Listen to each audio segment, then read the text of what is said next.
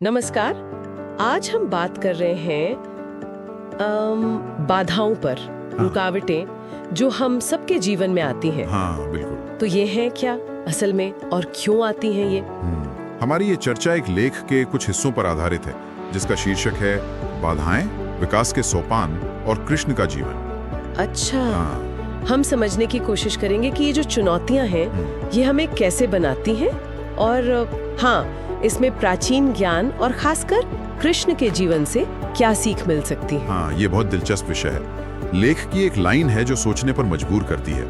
अज्ञान से पैदा हुई बाधाएं असल में बाधाएं नहीं, बल्कि हमें महारत और ज्ञान की ओर ले जाने वाले रास्ते हैं। वाओ, गहरी बात है। तो इसी पर थोड़ी गहराई से बात करते हैं। शुरुआत यहीं से करते हैं कि आखिर ये बाधाएं हैं क्या, क्यों इतनी जरूरी मानी जाती हैं? देखिए, लेख जैसा कहता है ये प्रगति में रुकावटें हैं। एक तरह से हमारी हिम्मत, हमारी लगन का इम्तिहान लेती हैं। हाँ, जैसे मोलियर ने कहा था, बाधा जितनी बड़ी होगी उसे पार करने का गौरव उतना ही ज्यादा। बिल्कुल। और इनका महत्व सिर्फ इम्तिहान लेने तक नहीं है। असल में बाधाएं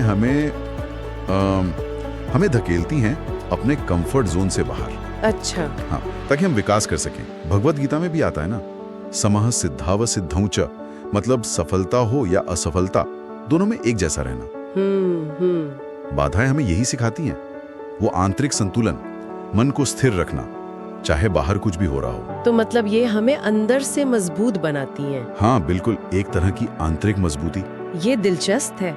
अच्छा, लेख में इनके प्रकारों का भी जिक्र है। कुछ अंदरूनी होती हैं, हाँ, जैसे हमारे अपने डर या नेगेटिव सोच, और कुछ बाहरी। हाँ, जैसे समाज का दबाव हो गया या हालात ही ऐसे बन गए। लेख में तो ज्योतिष और कर्म से जुड़ी अलौकिक बाधाओं की भी बात है। ओह हाँ, और वो उपनिषद की बात याद आती है, मन एव मनुष्याणाम कारणम बंध मोक्षयोः। हमारा मन ही वही कारण है बंधन का भी और मुक्ति का भी। सही का, एकदम सही। और ये बाधाएं आती क्यों हैं? सवाल ये भी है। हाँ, अक्सर ये विकास और खुद को बेहतर समझने के लिए एक उत्प्रेरक का काम करती है, एक कैटलिस्ट की तरह। अच्छा। भगवत गीता में भगवान कृष्ण कहते हैं ना, परित्राणाय साधुनाम, कि वो धर्म की स्थापना के लिए आते हैं। तो शायद ये चुनौतियां भी संतुलन बनाने की किसी बड़ी योजना का हिस्सा हों। और यहीं पर बात और गहरी हो जाती है। प्राचीन ज्ञान कहता है कि हमारी ज्यादातर बाधाओं के पीछे 5 मूल कारण हैं। पंचक्लेश। पंचक्लेश, हाँ, सुना है इसके बारे में, पतंजलि योग सूत्र में। हाँ बिल्कुल, पतंजलि योग सूत्र। पहला है अविद्या, मतलब सही ज्ञान न होना, चीजों को गलत समझना, जैसे रस्सी को सांप समझ लेना। हाँ बिल्कुल वैसा ही। फिर है अस्मिता, यानी अहंकार, मैंपन, खुद को सिर्फ ये शरीर या मन मान लेना। तीसरा है राग, किसी चीज से, किसी सुख से बहुत ज्यादा चिपकाव, लगाव। ठीक है। चौथा है द्वेष, राग का उल्टा, दुख देने वाली चीजों से या नापसंद चीजों से नफरत, दूरी बनाने की इच्छा। और पांचवा? अभिनिवेश, यानी मृत्यु का भय, या यूं कहें कि जीने की बहुत ज्यादा इच्छा, जीवन से चिपके रहना। तो मतलब ज्यादातर मुश्किलें जो बाहर दिखती हैं उनकी जड़ कहीं ना कहीं इन क्लेशों में है। हाँ, काफी हद तक, क्योंकि ये क्लेश हमारे देखने का नजरिया, हमारी प्रतिक्रियाएं तय करते हैं।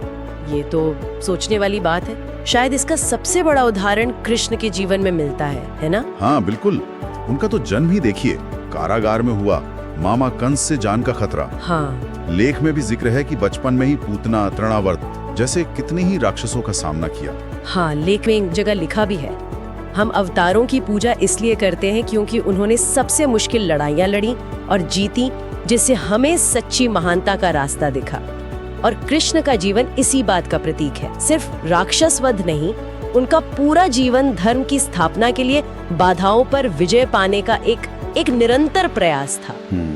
महाभारत में उनकी भूमिका देखिए, अर्जुन को गीता का ज्ञान देना, ये सब क्या दिखाता है? कि वे चुनौतियों से भागे नहीं, उनका सामना करके रास्ता दिखाया। सही बात है।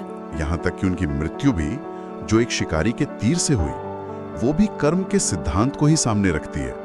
उनका जीवन हमें सिखाता है लचीलापन, सही रास्ते पर चलना और अपने लक्ष्य पर टिके रहना। तो इन बाधाओं से पार पाने का क्या कोई एक फिक्स्ड तरीका है, कोई रामबाण इलाज? देखिए, लेख तो यही कहता है कि कोई एक समाधान नहीं है, पर हमारी सोच, हमारी मानसिकता, वो बहुत मायने रखती है। हाँ, वो गीता का श्लोक है ना, कर्मण्य अधिकारस्ते मा फलेषु कदाचन। हाँ बिल्कुल, कर्म पर अधिकार है, फल पर नहीं। तो इसका मतलब क्या हुआ व्यवहारिक रूप से? इसका सीधा मतलब है कि हमें अपने अंदरूनी रवैये पर काम करना होगा, लचीलापन लाना होगा, पॉजिटिव नजरिया रखना होगा, लगन दिखानी होगी, विश्वास रखना होगा और वैराग्य, मतलब फल से अनासक्ति। अनासक्ति। हाँ, फल की चिंता छोड़कर बस अपना कर्म करना है पूरी निष्ठा से।